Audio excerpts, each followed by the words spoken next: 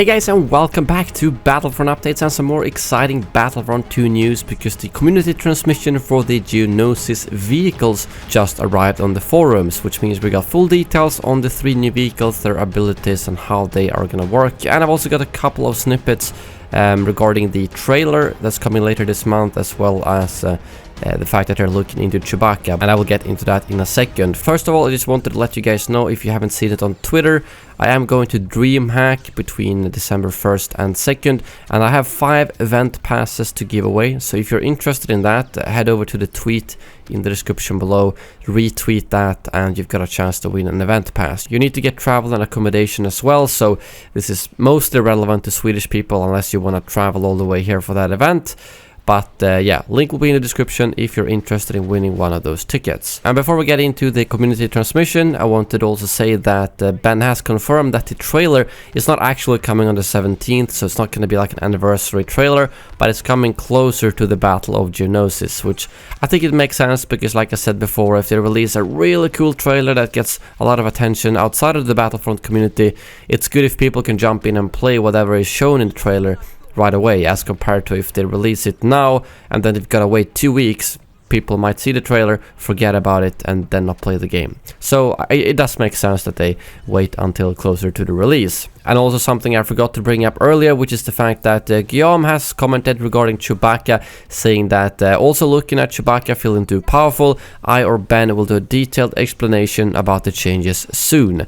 So they are indeed going to be, well, nerfing, I'm guessing, Chewbacca. But he did also clarify in his tweets that there is a tough balance there, because he's one of the weakest in Galactic Assault, but one of the strongest against heroes. So they have to tweak that somehow to still make him good in Galactic Assault, but make him less good in heroes versus villains, simply put. But now let's get into the community transmission. First of all, we of course have the ATT, which is the core vehicle on GEONOSIS and will be a big part of the actual Galactic Assault game mode and the objectives. The ATT will not be available for battle points, but they will be deployed dynamically across the planet through LAAT carriers. That's also the biggest off-rails vehicle that they have built for Battlefront 2, and obviously you need to destroy them as the droids and protect them as the clones. But if we move on to the actual abilities, first of all, we have the laser cannons. The 4 ball turret laser cannons are the primary weapons of the ATT.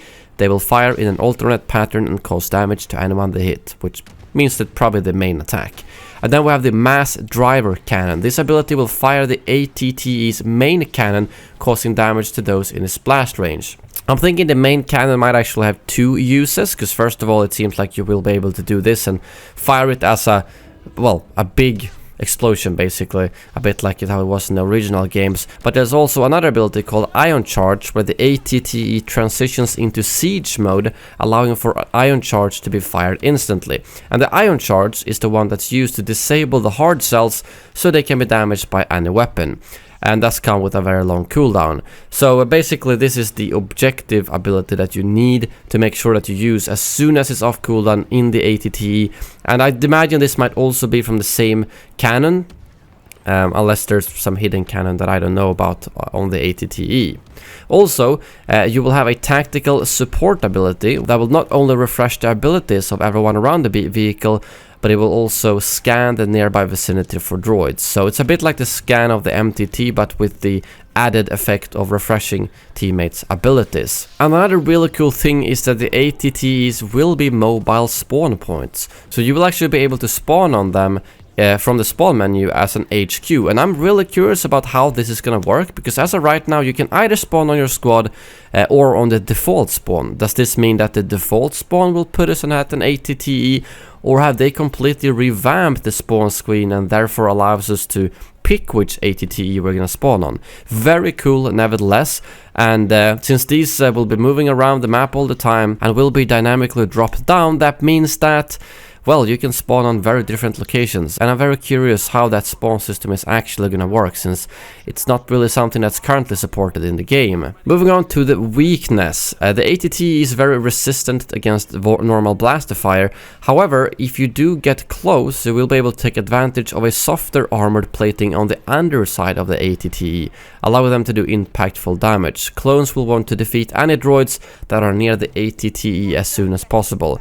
So I hope we're talking like like a really significant damage boost here, because that could be very interesting running up with your grenades or ion torpedoes or similarly. And then of course you do have the missile launchers that they brought up in the previous community transmission, which I'm assuming do damage no matter where you hit it. It's simply the blaster fire in particular that you need to aim from below to do any significant damage. And if we then move on to the STAP, something I have really missed from the original Battlefront games, one of my favorite vehicles there, also known as a single trooper aerial platform. And the STAP has the following abilities: the light blaster cannons, which is like a normal primary fire, motion scan, heat sink, and laser barrage, all of which are the same as on a normal speeder bike in the game. And if we then move on to the BARC speeder, which is the clone's speeder bike, it also has the same exact abilities as the other speeder bikes in the game. So ability-wise, these speeders won't have anything new, but I'm very curious how the controls are going to be,